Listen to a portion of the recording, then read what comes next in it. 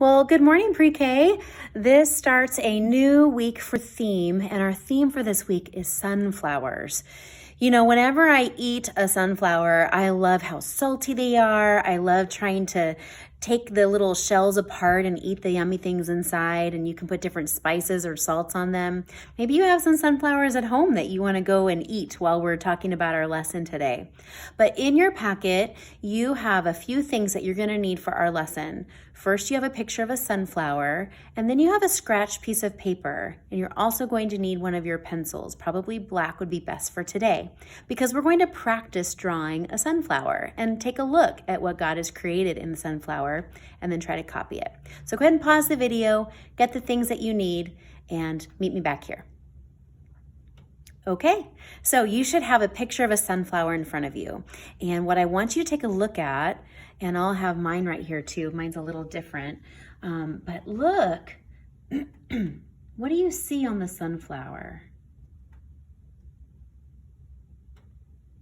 Some of you may have said you see a circle. Some of you maybe said that you see some different shapes in the petals. They look almost like they're ovals, but then they have a little point on them. And then it looks like they're really tall, aren't they? Here's another picture of a sunflower that I have here. And there's different layers of the sunflower.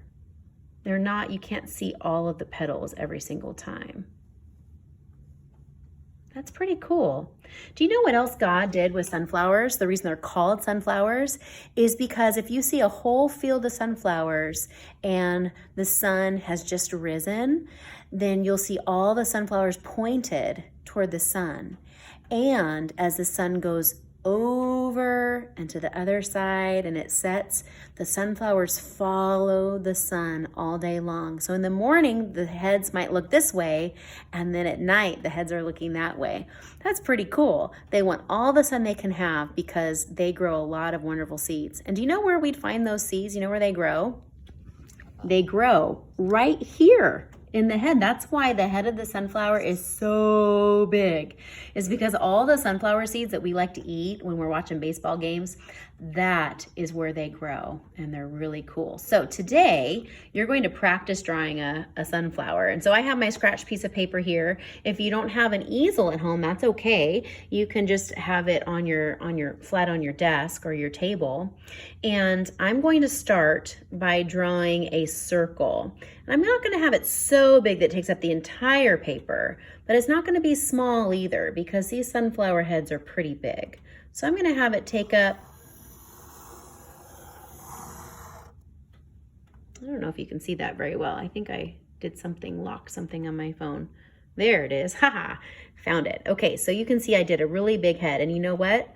I'm going to put little dots in the middle of the sunflower head because that's where all the seeds are growing.